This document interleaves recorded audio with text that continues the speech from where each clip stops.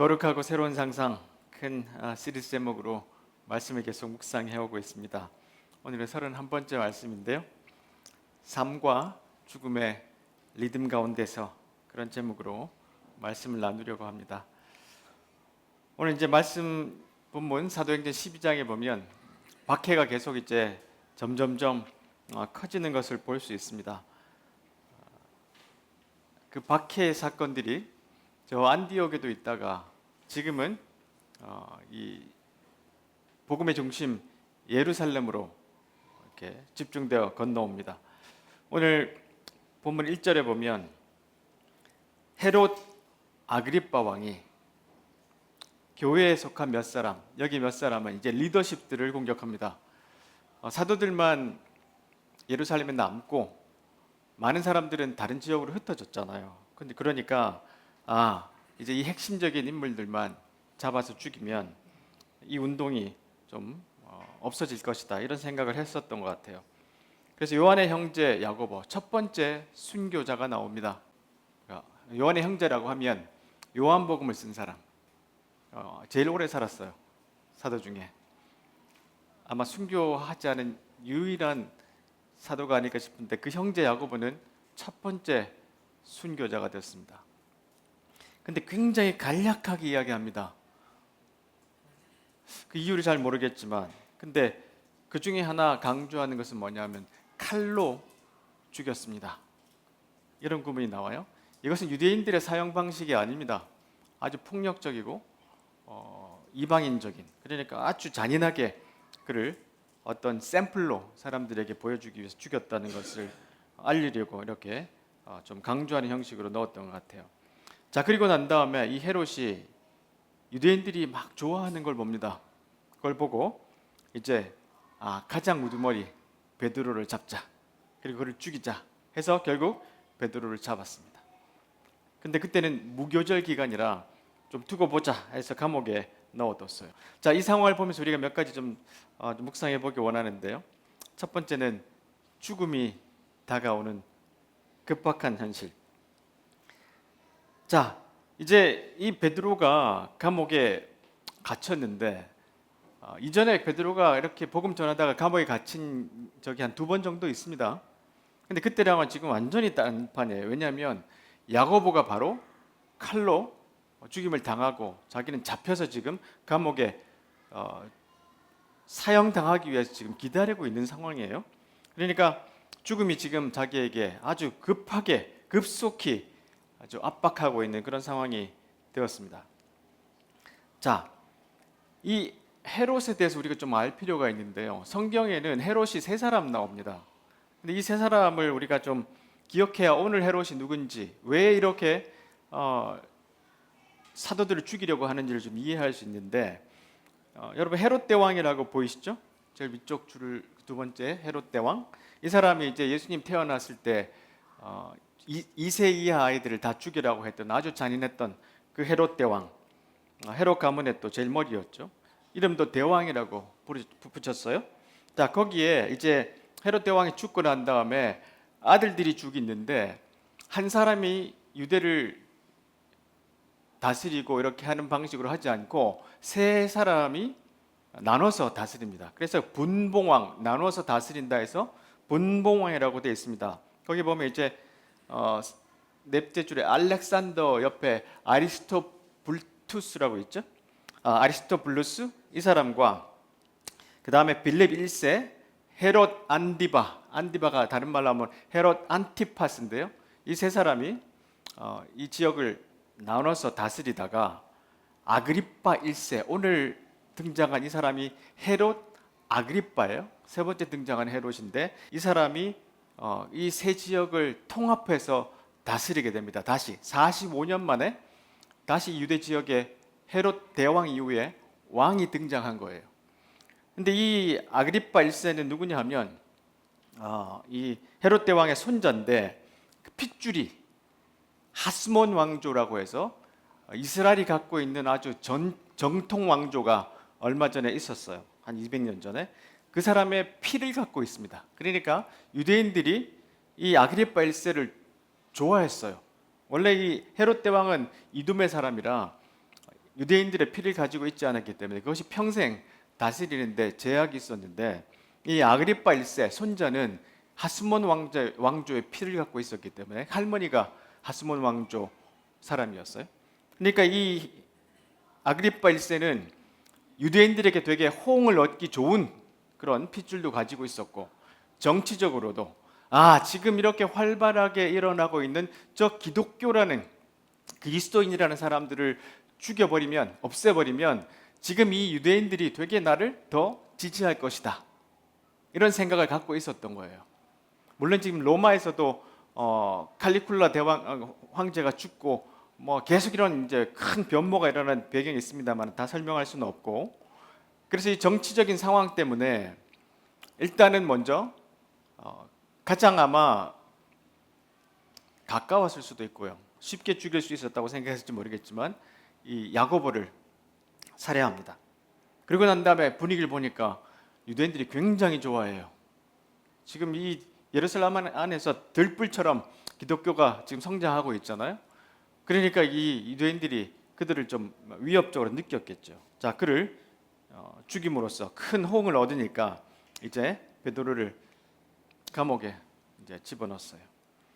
자, 그런데 우리가 이제 베드로가 이제 얼마 안 있으면 죽는다, 이런 생각을 하고 기다리고 있는데, 사실 우리 일생에서도 우리는 죽음을 자주 보잖아요, 그렇죠? 예를 들면 뉴스를 통해서 저 멀리서 어떤 전쟁이나 사고나 통해서 죽음의 소식을 우리가 늘 접합니다.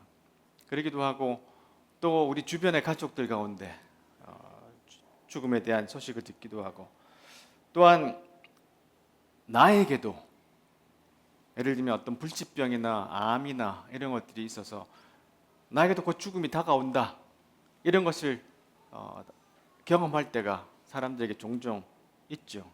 자, 그래서 우리가 죽음에 대한 이야기를 조금 나눠보려고 하는데요. 아버지 죽음 앞에서라는 책에서 레이첼 클라크는 이분이 이제 아버지가 암에 걸려서 돌아가신다는 이야기를 듣고 난 다음에 쓴 책이에요. 평생 한 번 겪는 죽음은 소멸하는 그 순간까지 절대로 직접 경험해 볼 수 없다. 익숙하지 않은 공간에선 두려움이 최악으로 치닫는다. 지금 베드로가 아마 죽음이라는 것을 눈앞에 두고 이런 마음이었지 않을까 싶어요. 그리고 우리가 죽음이라고 부르는 상황은 결국 인간의 유한성이라는 물리적 사실과 인간의 무한한 상상력이 결합한 것에 지나지 않는다. 그러니까 사실 이 두려움을 갖고 있긴 하지만 죽음이라는 것에 대해서 우리가 정확하게 잘 알 수는 없다는 이야기죠. 우리는 우리의 종말이 참을 수 없을 만큼 고통스럽거나 초라하거나 외롭거나 불쾌할 거라고 상상한다. 죽음 이럴 거야. 죽음은 참 이런 요소들 가리고 있어서 참 무서운 거야, 이렇게 상상하는데 말이 씨가 된다고, 이러한 서술 자체가 그러한 결말을 짓도록 뒀기 때문에 우리의 암울한 상상을 과학기술로 뒤집을 수가 없다. 삶이 끝나갈 때 최악을 상상하면 그렇게 될 가능성이 커질 수 있다. 그러니까 우리가 죽음의 소식을 남으로부터 듣기도 하고, 아니면 나의 죽음에 대해서 통보를 받거나 나는 언젠간 그렇게 죽을 거야 라고 생각하는 사람들, 우리는 필멸하는 존재니까요. 근데 죽음에 대해서 이렇게 나쁜 상상을 하면 삶이 끝나갈 때 그 상상이 실제가 될 가능성이 많다는 거예요. 그래서 죽음에 대한 새로운 인식을 가져야 된다고 레이첼 클라크는 아주 아버지 죽음 앞에서 그런 이야기를 합니다. 자, 아마 20세기에 가장 읽어봐야 될 책 중에 손꼽히는 책 중에 하나죠. 죽음의 수용소에서 빅터 프랭클, 이 사람이 이제 아우슈비츠에서 있었던 경험들을 가지고 쓴 책이잖아요. 이분이 거기서 관찰한 것들을 이렇게 기록했는데 거기에서 죽음에 대한 이런 이야기를 합니다. 이 수용소에서 저 수용소로 몇 년 동안 끌려다니다 보면 결국 치열한 생존 경쟁에서 양심이라고는 눈꼽만큼도 찾아볼 수 없는 사람들만 살아남게 마련이다. 그들은 수단과 방법을 가리지 않을 각오가 되어 있는 사람들이었다. 자기 목숨을 구하려고 잔혹한 폭력을 일삼고 도둑질을 하는 건 물론 심지어 친구까지 팔아넘겼다. 운이 아주 좋아서였든 아니면 기적이었든 살아 돌아온 우리들은 알고 있다. 우리 중에서 정말로 괜찮은 사람들은 살아 돌아오지 못했다는 것을. 그 인생이란 것이 이런 사람들이 살아오고 괜찮은 사람들은 살아 돌아오지 못하는 이런 드라마 같다면 얼마나 암울할까요? 근데 실제로 세상이 이렇게 수용소에 사는 것처럼 사람들이 살아간다는 것이죠. 그런데 다른 사람들이 존재합니다. 숨결이 바람이 될 때라는 책이 아마 여러분들 읽어보신 분들도 꽤 있을 텐데, 이 책은 제가 정말로 또한 강추하는 책 중에 하나인데요. 이 책의 저자 폴 칼라니티는 인도계 미국인인데 스탠포드에서 영문학, 그 다음에 옥스포드에서 또 역사 아주 석학이었어요. 그러다가 아버지를 따라서 스탠포드에서 의사가 됩니다. 뇌 전문가 의사로서 아주 참 실력도 좋았고 아주 앞으로도 미래가 창창한 젊은이였는데 결혼도 했고 36세에 폐암 4기 진단을 받습니다. 그리고 한 2년 정도 살다가 죽는데 그 사이에 쓴 책이에요. 제목이 숨결이 바람이 될 때라는 제목을 정했는데, 이 사람이 이 책을 쓴 이유는 나는 환자면서도 의사다. 그래서 죽음을 어떻게 대면해야 하는지에 대해서 좀 알려주고 싶다. 이렇게 하면서 책을 썼는데 이 책을 꼭 한번 읽어보시기를 추천드려요. 자, 이런 이야기를 합니다. 나는 나 자신의 죽음과 아주 가까이 대면하면서 아무것도 바뀌지 않는 동시에 모든 것이 바뀌었다는 사실을 깨닫기 시작했다. 암 진단을 받기 전에 나는 내가 언젠가 죽으리라는 걸 알았지만 구체적으로 언제가 될지는 알지 못했다. 암 진단을 받은 후에도 내가 언젠가 죽으리라는 걸 알았지만 언제가 될지는 몰랐다. 하지만 지금은 그것을 통렬하게 자각한다. 그 문제는 사실 과학의 영역이 아니다. 죽음은 사람을 불안하게 만든다. 그러나 죽음 없는 삶이란 건 없다. 이 문장을 잘 기억하시면 좋겠어요. 죽음은 삶의 의미를 파괴하지 않는다. 오히려 그 의미를 더욱 또렷하게 드러낸다. 우리가 죽음이라는 걸 생각하지 않으면 하루하루 살아갈 때 큰 의미나 목적 없이 시간을 낭비하고 살 수 있고, 내가 무엇을 해야 되는지 집중하지 못할 때에도, 자, 이렇게 내가 얼마 남지 않은 시간이 내 앞에 있다는 것을 인식하게 된다면 그 죽음은 나를 파괴하는 것이 아니라 이 삶이 얼마나 소중한지 그 의미를 더 또렷하게 우리에게 알려주는 그런 역할을 한다는 것입니다. 자, 이런 상황 속에서 베드로가 이제 죽음을 눈앞에 두고 있는데요. 이 어둠의 감옥 속에서 며칠을 있었는지 조금 이따 설명을 하겠습니다만은, 헤롯이 이제 베드로를 집어넣고 군인 4명씩 4패를 맡아 지키게 했어요. 이건 이전에 자기 그 아버지 헤롯이 예수님을 죽일 때는 엉성하게 지키다가 아마 그랬다, 이런 생각을 했는지도 모르겠어요. 그래서 확고하게 이렇게 가드를 세워놓고 베드로를 못 도망가게 지키는데, 베드로는 감옥에 갇혔고 교회가 열심히 기도했다, 이렇게 성경 기록하고 있습니다. 이 열심히 기도했다라는 헬라어의 그 원문을 보면 쉬지 않고 계속 기도했다, 이렇게 현재 진행력을 이야기를 하고 있습니다. 자, 그리고 헤롯이 베드로를 끌어내리던 그 전날 밤에 어떤 사건이 발생을 하죠. 자, 얼마 동안 베드로가 감옥에 갇혔나 보면 보세요. 6월절과 무교절은 같은 날 시작합니다. 첫날 14일에. 근데 무교절은 7일간 진행됩니다. 그러니까 아마 적어도 전체 7일은 아니지만 며칠 동안은 베드로가 지금 감옥에 갇혀 있어요. 그러니까 당장 감옥에 집어넣고 다음 날 사형을 시키려고 했던 것이 아니라 일단 무교절을 지나도록 기다리고 있었던 것입니다. 자, 이건 이제 렘브란트가 그린 베드로가 옥에 갇힌 그림인데, 이것은 아마 순교 직전에 갇혔었던 로마에서 그렸던 그림이 아닐까 싶어요. 아주 나이가 들게 그렸어요. 하여튼 그간에 베드로가 이 감옥 안에서 며칠을 지내면서 계속해서 죽음이란 것에 대해서 아마 생각을 하고 있었던 것으로 생각할 수 있어요. 자, 다시 한번 레이첼 클라크의 이 책을 좀 인용을 한다면, 자, 이렇게 감옥에 있는 사람이든지 죽음을 앞두고 있는 사람들이 두려움에 떨면서도 불굴의 의지를 발휘하는 우리 인간이 나를 늘 감동시켰다. 이분이 이제 호스피스 전문 의사였는데 두려움에 떨면서도 불굴의 의지를 발휘하는 분들이 꽤 있었던 모양이에요. 사람들은 흔히 호스피스 업무가 무척 힘들고 우울하지 않느냐고 묻는다.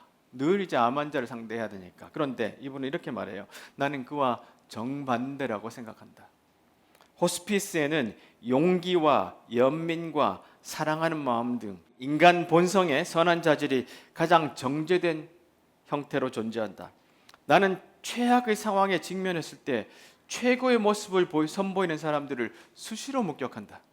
그러니까 이런 아주 말도 안 되는 최악의 상황이 다가왔을 때 그냥 그것을 그냥 놓아버리고 저주하고 이런 것이 아니라 그 가운데서도 인간의 가장 최고의 모습을 보여주는 사람들을 발견할 때가 종종 있다는 것입니다. 그러니까 우리가 이 일생의 삶을 살면서 이렇게 인간의 최고의 모습을 보이는 사람들, 이런 사람이 되어 간다면 얼마나 좋을까요?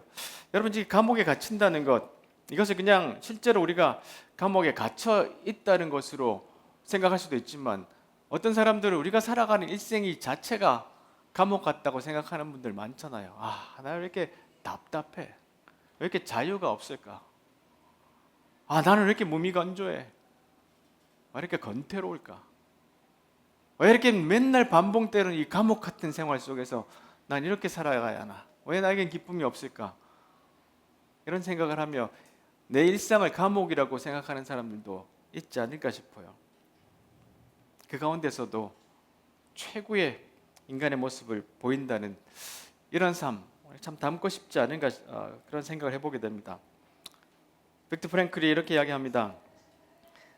나는 수용소에서도 모든 사람들이 막 살아남기 위해서 그냥 최악의 사람이 되는 그런 상황에서도 자기 행동의 선택권을 가질 수 있다는 것을 알았다. 즉 무감각을 극복하고 불안감을 제압한 경우는 얼마든지 많이 있다.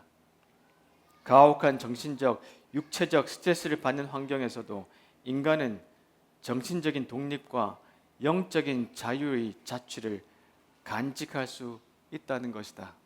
이 수용소에서 어떤 사람들은요, 그 추운데도 얼음을 깨고 아침마다 세수하는 사람들이 있었대요. 그런 상황 속에서 자기 행동의 선택권을 가지는 사람, 아무 내용물도 없는 물과 같은 수프를 주고 빵을 주는데 그걸 나눠주는 사람도 존재했다는 겁니다. 두 번째 산에서 데이비드 브룩스는 이렇게 이야기합니다. 이 감옥에 갇힌다는 것에 대한 다른 인식을 우리에게 주고 있는데요. 보세요. 우리 문화권, 우리가 살아가는 이 세상에서는요, 자유를 구속이 없는 것으로 바라본다. 아, 나 정말 자유롭게 여기저기 다니면서 시간 제약 안 받고 돈에 제약 없이 펑펑 쓰면서 살면 좋겠다, 이렇게 생각할 수 있는데요. 이것은 어떤 것에서 벗어나는 자유다. 그러나 또 다른 더 높은 차원의 자유가 있다. 이것은 어떤 것으로 향하는 자유다. 이 자유는 최대치 용량의 자유이며 흔히 구속과 제한을 포함한다. 일반적으로 생각하는 자유는 벗어나는 자유인데 이 최고의 자유, 향하는 자유는 오히려 그 안에 구속과 제한이 있다는 거예요. 만약 당신이 진정한 피아니스트가 되기 위해 자유를 가지고 싶다면 당신은 자기 몸을 피아노에 묶어두고 몇 회고간의 연주 연습을 계속해야 된다. 술독에 빠지고 싶다거나 남에게 인정받고 싶다거나 하루 종일 침대에 누워서 빈둥거리고 싶다거나 하는 파괴적인 여러 욕구의 노예가 되지 않도록 하려면 일련의 도덕적인 습관에 자기 자신을 꽁꽁 묶어야 된다. 어떤 것은 더 잘하려고 계속해서 연습하기 위해서 자신을 묶어야 되는 것이고, 어떤 것은 파괴되지 않으려고 자기 자신을 도덕적인 습관 안에 자기를 묶어놔야 된다는 거예요. 이게 진짜 차원 높은 자유라는 거예요. 신학자며 목사이신 팀 켈러가 말했듯이 진정한 자유는 구속의 부재가 아니라 오히려 올바른 구속을 찾는 것. 내가 지금 베드로가 감옥에 지금 갇혀 있는데 사실 이 사람은 굉장히 자유로운 사람이에요. 근데 우리는 실제로는 놓여 있긴 하지만 오히려 구속되어 있는 사람들이 많잖아요. 왜냐하면 우리는 향하는 자유가 없기 때문에 그렇습니다. 벗어나는 자유만 생각하기 때문에 그래요. 두 번째 산에 있는 사람들은 그 당신을 자유롭게 만드는 것은 당신이 스스로를 묶는 사슬이다. 내가 어떻게 하든지 부단하게 어떤 것을 성취하기 위해서 계속해서 피아노를 연습하는 사람처럼 노력하든지 아니면 어떤 도덕적인 습관들을 가지고 살아가도록 자기 자신을 꽁꽁 묶어내는지 무엇을 향하는 차원 높은 자유가 우리에게 있는지 그것을 한번 돌아봐야 내가 이 세상이 감옥일지 아닐지를 판단할 수 있을 것 같습니다. 스탠리 하우스워스가 이런 표현을 썼어요. 예수님이 없어도 베드로는 능숙한 어부, 아니 더 훌륭한 어부가 될 수 있었을 것이다. 그렇죠? 베드로는 평생 고기 잡는 어부였으니까요. 그러나 그는 결코 어느 곳에서도 나아갈 수 없었을 것이다. 훌륭한 어부 이후에는 더 멀리 못 갔을 것이다.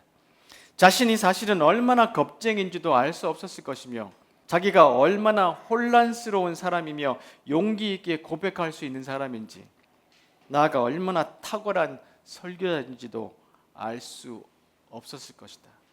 그리고 우리가 예수님 안에 있어야만 그리고 그분을 통해서 진정히 나아가는 자유가 무엇인지를 경험하고 알 때 내가 어떤 존재인지를 더 찾게 되고 더 발견할 수 있게 된다는 것이죠. 아마 감옥 안에서 베드로는 그런 생각을 하고 있었지 않나 싶어요. 세 번째로 좀 묵상할 것은 이제 그의 생명이 연장됩니다. 열심히 교회가 기도하고 있어서 천사가 그를 찾아갔는데요. 이런 질문을 해볼 수 있습니다. 그럼 야고보는 죽고 베드로는 왜 살렸어? 아무리 챗GPT에 물어봐도 모른답니다. 답이 없어요. 그렇죠? 우리 이걸 모릅니다. 왜 그는 죽었고 이 사람은 살았는지. 근데 이게 우리에게 적용해봐요. 우리가 길을 가다가 누가 한 사람 죽고 나는 살아남는 그런 극적인 경험을 경험할 수도 있고 아니면 저 멀리 있는 사람은 죽었는데 나는 살아남을 수도 있고 저 사람은 암이 걸렸는데 나는 안 걸렸을 수도 있잖아요. 나는 도덕적으로 아주 훌륭했기 때문에 그런가요? 주님이 나를 더 사랑해서 그런가요? 몰라요. 한 가지 알 수 있는 것은 나는 살아남았다는 거예요. 그 사람에게 책임이 있다는 겁니다. 내 삶에. 자, 보십시다. 생명이 연장이 되는데 어떻게 해요? 갑자기 주님의 천사가 자기가 죽기 전날 나타난 거예요. 이분이 주님의 천사인지 아니면 내부자인지 모르겠어요. 길을 잘 아는 내부자인지 아니면 어떻게 됐는지 간에 성경에서는 천사라고 이야기합니다. 근데 제가 말씀드렸던 것처럼 성경에서 천사라는 사람은 열심히 안에서 도와주는 사람들을 천사라고 이야기한다고 가끔씩 설명을 드렸었죠. 진짜 천사일 수도 있고요. 베드로가 이제 자고 있었는데 며칠 있었으니까 잘 수도 있었고 하여튼 편안했을 수도 있고 이 사람 풍랑이 있는데도 자는 사람이니까 하여튼 자고 있었어요. 자, 그런데 천사가 와서 일어나라 그러니까 사슬이 풀리고요. 허리끈을 메고 신을 신어라. 그리고 나를 따라오너라. 경비병들은 다 자고 있고. 근데 이게 베드로가 환상인지 실제인지 알 도리가 없을 정도로 지금 비몽사몽간에 지금 그냥 길을 따라가고 있어요. 그리고 난 다음에 이제 정신이 듭니다. 자, 이렇게 생명이 연장이 되는데 많은 그림들이 있어요. 여기에서 천사가 이렇게 나와서 손가락으로 갑시다. 그래도 보면 베드로 눈이 지금 멀어 있거든요. 잘 안 보이는 그런 상황. 지금 어떤 상황인지 잘 모른다는 걸 표현하는 것 같아요. 사슬은 풀리고 일어나서 이제 천사를 따라 나갑니다. 자, 생명 연장이 되는데 자, 이렇게 수용소에서 살아나온 빅터 프랭클들도 이런 이야기합니다. 많은 사람이 못 살아나왔는데 자기도 그 중에 한 사람인데 인생을 두 번째로 살고 있는 것처럼 살아라. 우리에게 하는 말이죠.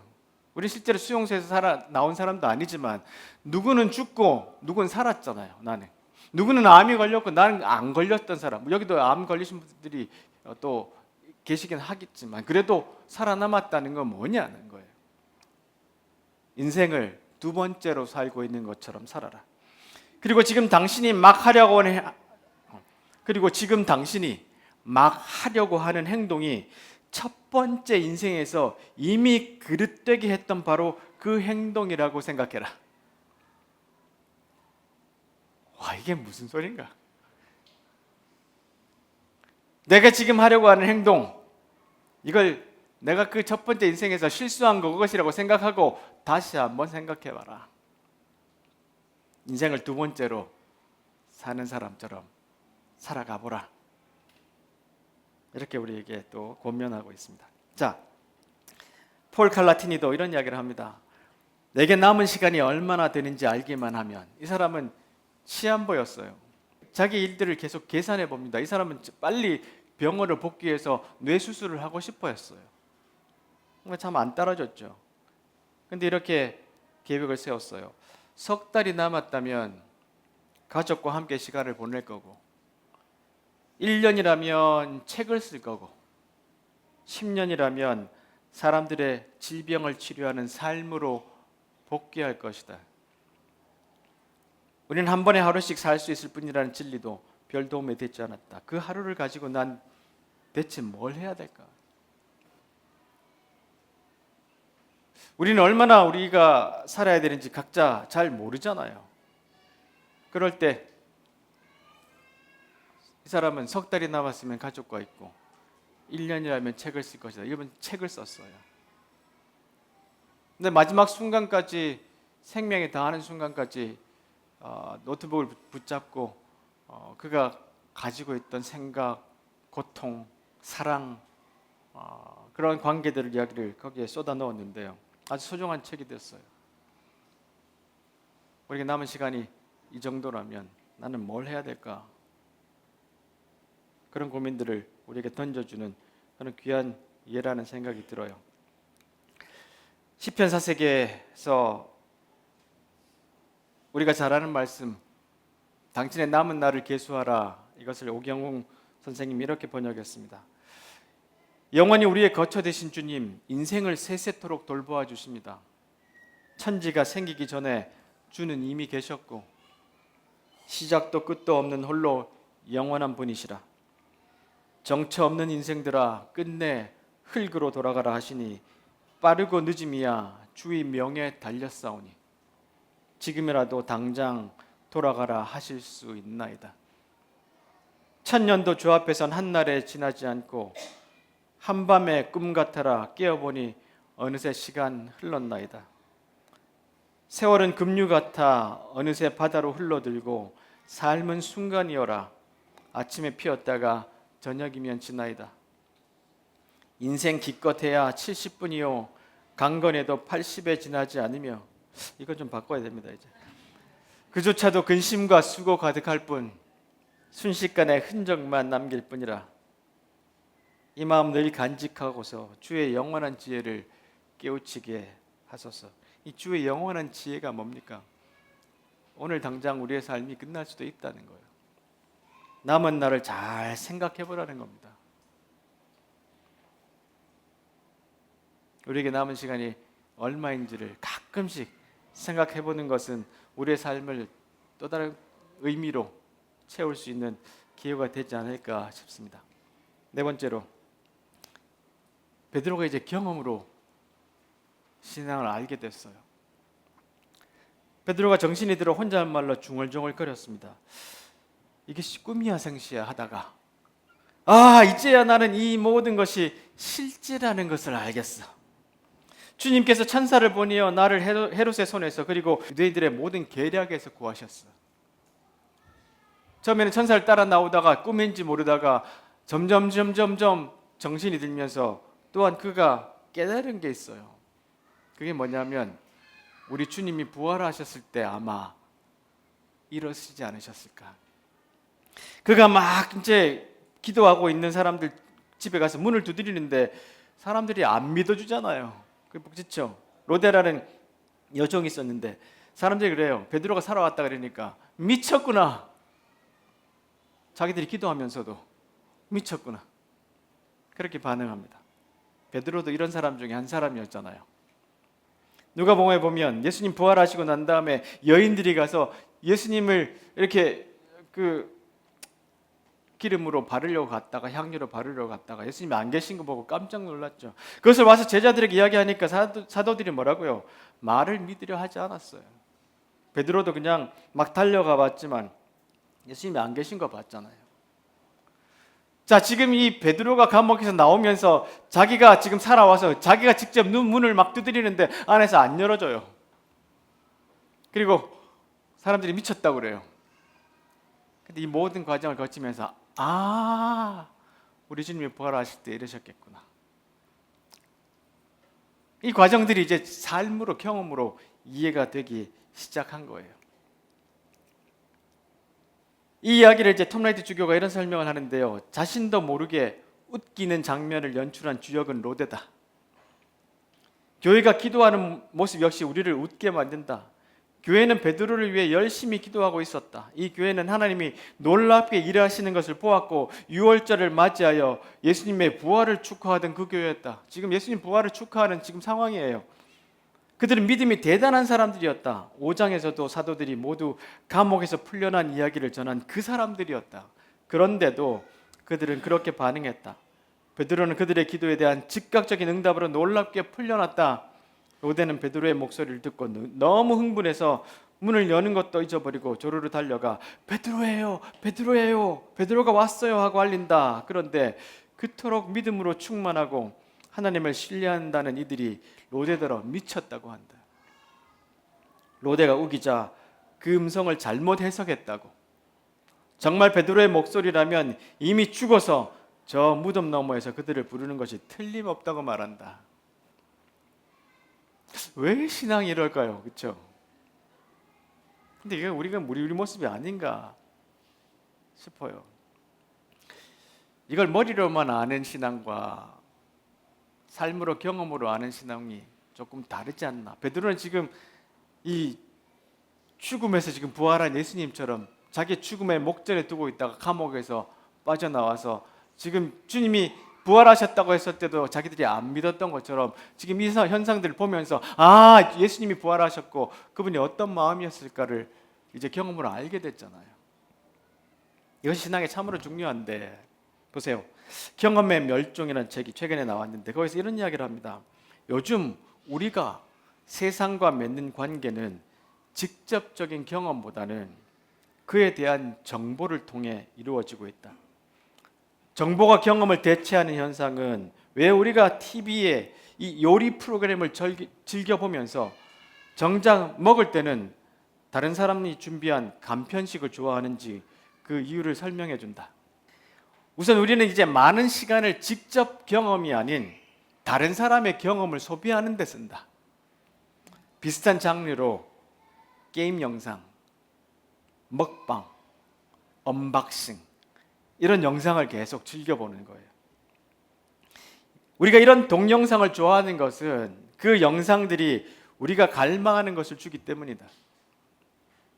진짜 경험을 짧은 시간에 엿보는 것 말이다.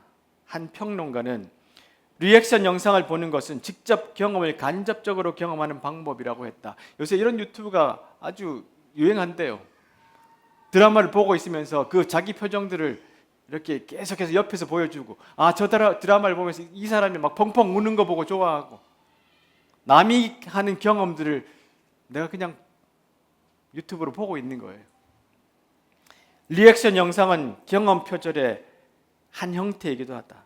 그 영상을 보면서 화면 속의 사람들과 함께 그 순간에 거기에 존재하는 것처럼 느끼는 것이다. 실제로 존재하는 것이 아니에요. 이건 내 경험이 아니에요. 남의 경험을 보는 것이에요. 근데 우리가 신앙도 그렇습니다.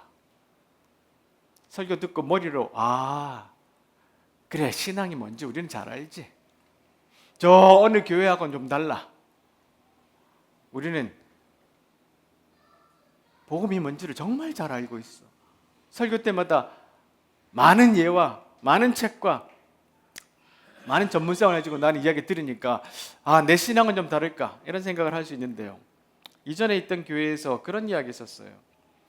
오카는 목사님이라는 분이 워낙 대단한 분이셨잖아요. 그분의 설교와 삶과. 그랬더니 그 교회 다니는 사람들이 내 수준이 그분과 비슷하다고, 이 교회 수준이라고 생각했던 거예요. 근데 뚜껑을 열고 보니, 뒷말은 안 하겠습니다. 근데 우리가 설교만 듣고 머리로만 아는 신앙, 아무것도 아닐 수 있습니다. 저 설교 듣고 내가 머리로는 이해하는 것 같지만 내 속에는 남의 경험을 듣는 것으로, 실제로 감옥에 갇힌 이 세상 같은 상황에서 아무 힘도 발휘할 수 없는 이런 신앙의 사람이 될 수도 있다는 거예요. Thinking 101이라는 책에서 안우경 교수가, 이 책은 예일대학교에 입학하면 처음에 들어야 되는 수업 중에 하나입니다. 그분이 이런 이야기를 해요. 머릿속으로 떠올렸을 때 과정이 수월하게 그려지면 우리도 모르게 과신에 빠져든다. 이쯤이야 나도 할 수 있을 것 같은데 라고 착각하게 만드는 유창성의 효과는 다양한 방식으로 우리 안에 파고든다. 이게 뭐냐면, 이분이 처음에 BTS 영상을 하나 틀어준답니다. 예일대학교 학생들에게. 자, 몇 번 틀어도 보여주니까, 자, 따라할 수 있는 사람, 그러니까 손을 막 든대요. 직접 불러다가 춤을 춰보면 막 배를 잡고 웃을 정도로 바보같이 춤을 추는 거예요. 근데 우리가 때로는 관찰하는 사람들은 난 저거 할 수 있을 것 같아, 이렇게 잘못 생각하는, 이게 유창성의 착각입니다. 여러분, 제가 이제 테니스를 치는데 제 동네에 세면이 있어요. 근데 제가 그 테니스장 밖에서 이렇게 보면 저걸 못 받아? 저걸 저렇게 쳐? 저 느린 걸 왜 못 넘겨? 그러죠? 실제로 딱 들어가서 이러고 있습니다. 코트에 쓰는 거랑 바깥에서 보는 건 천지차이예요. 신앙도 마찬가지예요. 교회 안에서 그냥 이렇게 듣고 있는 거랑 저 나가서 감옥 같다고 생각하는 세상에서 선택하며 진정한 높은 자유를 위해서 살아가는 건 다른 방식입니다. 그래서 우리는 경험으로 이것을 살아내야 되고 이해해야 돼요. 말씀을 맺겠습니다. 톰 라이트가 그리스도의 길이라는 책에서 이런 이야기를 썼습니다. 십자가의 길을 간다는 건 멀리 계시는 무자비한 하나님이 우리를 고통스럽게 하려고 부과하신 종교의식을 잘 치르려 노심초사하다가 다시 그분을 멀리 보내버리는 게 결코 아니다. 십자가의 길을 걷는 건 우리의 친구가 간 길을 따라 걷는 거다. 우리 친구 되신 예수님, 그분이 간 길을 우리도 따라가는 거다. 그것은 우리가 예수님의 친구임을 인식하면서 매일의 삶을 살고 매일의 잠자리에 드는 걸 의미한다.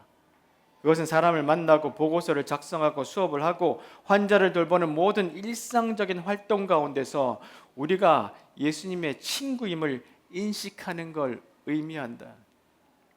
우리는 바로 그런 사람들이다. 우리는 예수님의 팬이 아니다. 우리는 그분의 친구다. 친구는 그분이 간 길을 우리도 가는 거다. 베드로가 예수님이 가셨던 그 길을 가면서 이게 신앙이구나, 이게 자유구나, 진짜 믿음이구나라는 걸 깨달은 것처럼 우리에게도 머리로만 아는 신앙이 아니라 진정한 변화를 위해서 저 감옥 같은 저 직장이라는 생각에서 벗어나서 그것이 나의 선교지요 사명의 터라는 것을 기억하는 그런 큰 빅 체인지가 우리에게 있고, 죽음이라는 사람들, 요새 우리 바람빛 가족 가운데 부모님들 가운데 아프신 분들이 참 많으신 소식을 듣습니다.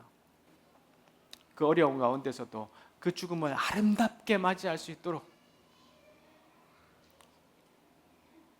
우리가 그렇게 섬기고 보내드리는 그 삶을 선택하는 것, 그 우리의 진짜의 멋진 신앙의 모습이 아닐까 싶어요. 야고보서에서 말씀하십니다. 하나님께서 가르쳐 주신 대로 행하십시오. 듣기만 하고 행하지 않는 사람이 되어서는 안 됩니다. 앉아서 듣기만 한다면 그것은 자신을 속이는 겁니다. 하나님의 가르침을 듣고 아무것도 행하지 않는 사람은 거울을 들여다보고 있는 사람과 같습니다. 그는 자기 얼굴을 들여다보고도 일어나면 금방 자신의 얼굴이 어떠했는지 잊어버립니다. 그러나 사람을 자유케 하는 하나님의 완전한 법을 살피는 사람은 들은 것을 잊어버리지 않고 그 말씀대로 행하는 사람입니다. 이런 사람은 그 행하는 일에 복을 받을 것입니다. 아멘. 기도하겠습니다.